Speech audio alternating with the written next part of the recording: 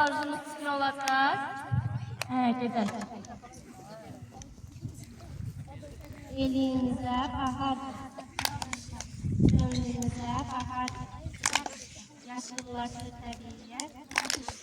Yurdumuza bahardır. Çox şükür bu Novruzda da bir şad söz eşitdik. Nə yaxşı, bu gün də günün ilk şad xəbərini aldıq. Arzumuz düzdür. İnşallah arzumuz tez bir zamanda gəlir. Novruzumuzun adətlərindən biri də papa qatlardır. Oğlanlar başqa evlərin qapılarına papa qatırlar və sahibləri də gəlib o papaqları Novruz sovqatları ilə doldurur.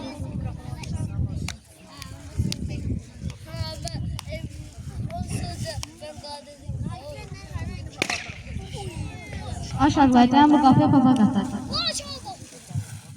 Yaxşı fikirdir.